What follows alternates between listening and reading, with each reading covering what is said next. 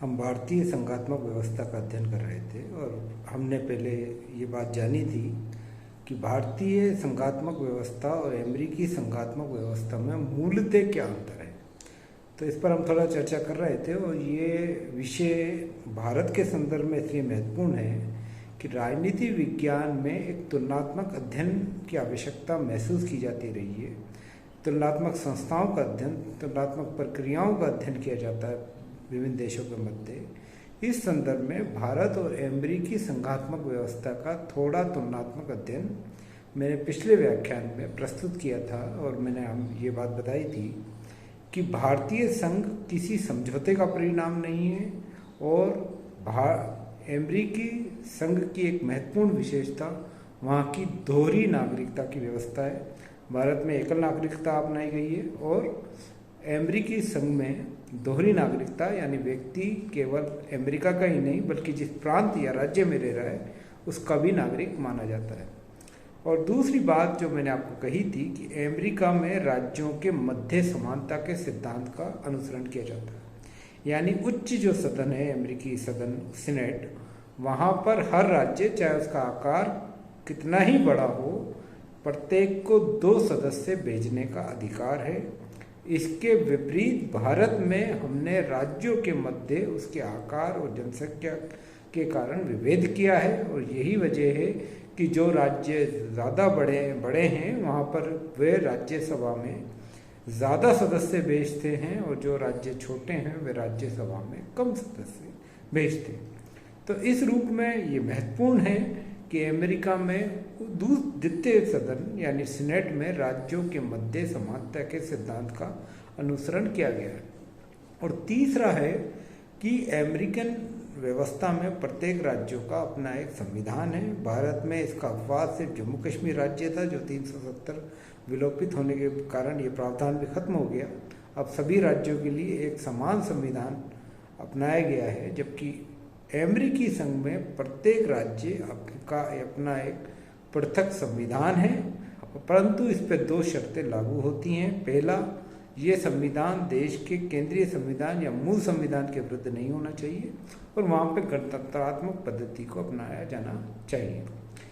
तीसरा, भारतीय संघात्मक व्यवस्था और अमेरिकी संघात्मक व्यवस्था का जो मध्य अंतर है वो इसलिए महत्वपूर्ण है कि भारत में केंद्र सरकार यानी केंद्र की संसद, केंद्र की व्यवस्थापिका जिसे हम संसद के नाम से जानते हैं, वो राज्य के आकार में, सीमाओं में, उसके नामों में परिवर्तन कर सकती है और 2 राज्यों के कुछ भागों को अलग करके तीसरा राज्य बना सकती है।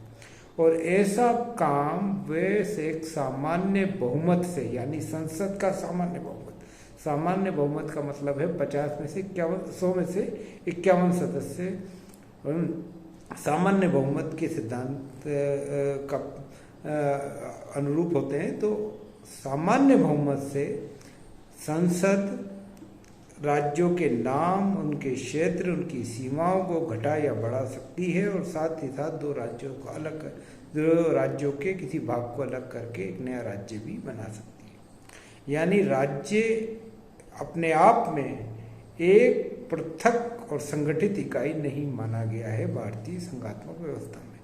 इसके उलट अमेरिकी संघात्मक व्यवस्था के अमेरिकी संविधान के अनुच्छेद 4 के अनुभाग 3 के अनुसार किसी भी राज्य में उसकी सहमति के बिना ना तो उसके भूभाग का कोई हिस्सा बाहर निकाला जा सकता है और ना ही 2 या 2 से अधिक राज्यों को मिलाकर एक नए राज्य का रूप दिया जा सकता है। यानी राज्यों का जो गठन है भारत में वो भारतीय संसद के कार्यक्षेत्र में आता है। वे राज्यों के संख्या को घटा और बढ़ा सकती है, उसके नामों में परिवर्तन कर सकती है, उनके आकार को विस्तृत कर सकती है या छोटा कर सकती है। और ये काम भारतीय संसद सामान्य बहुमत से कर सकती है। इस पर 2 ही भारतीय संविधान में 2 ही शर्तें लागू हैं ऐसा करने के लिए कि ऐसा कोई भी विधेयक राष्ट्रपति की अनुमति के बगैर प्रस्तुत नहीं किया जाएगा और उसके लिए उस राज्य की, जिस राज्य की सीमाओं में परिवर्तन किया जाना है, उसकी राय मांगी जाएगी। लेकिन ये राय जो है वो अनिवार्य रूप से बाध्यकारी नहीं होगी। अगर राज्य इसके खिलाफ भी अपना प्रस्ताव रखता है तब भी संसद को ये अधिकार है कि वे अपने इच्छा के अनुरूप निर्णय लें।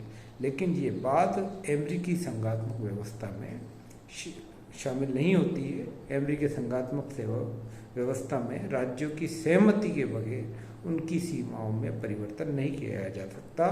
इस का अर्थ ये है कि अमेरिकी संघात्मक व्यवस्था में राज्य एक स्वतंत्र और पृथक इकाई के रूप में काम करते हैं और उनका जो प्रादेशिक अखंडता है उसमें केंद्र सरकार सामान्यतः हस्तक्षेप नहीं कर सकती।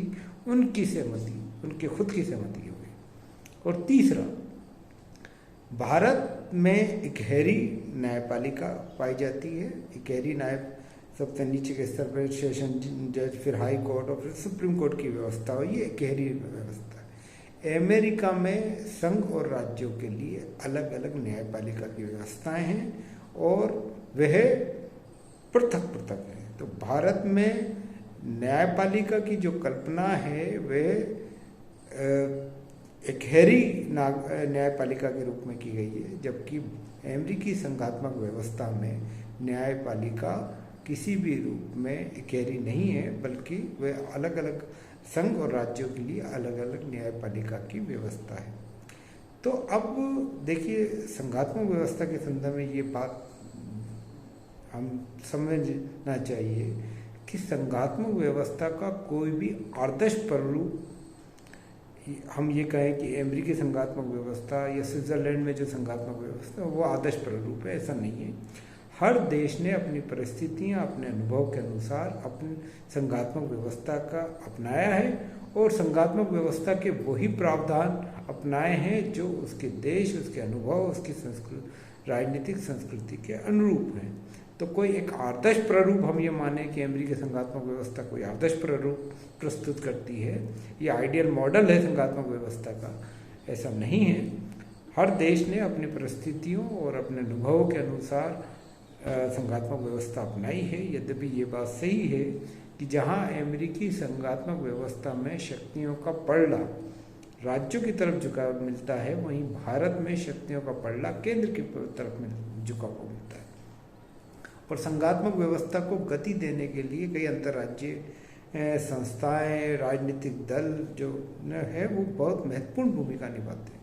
तो भारत में भी इस संदर्भ में जो संघात्मक व्यवस्था अपनाई गई है उस पर कई गैर संवैधानिक जो संस्थाएं हैं वो बड़ा महत्वपूर्ण, गैर संवैधानिक ना के संविधान से इतर जैसे राजनीतिक दल है और जो योजना आयोग है या राष्ट्रीय विकास परिषद है उसने बहुत महत्वपूर्ण भूमिका निभाई है। और ये संघात्मक व्यवस्था कई चरणों से होकर गुजरी है।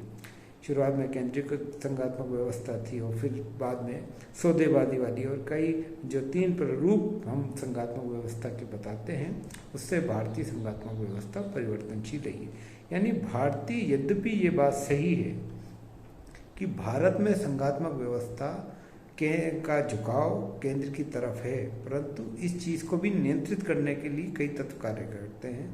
हमारे देश में क्षेत्रीय दल हैं, उन्होंने हमेशा संघात्मक व्यवस्था में राज्यों के पक्ष में केंद्र के अधिकारों के केंद्र द्वारा जो अधिकारों का अतिक्रमण किया है उसका विरोध किया है। साथ ही साथ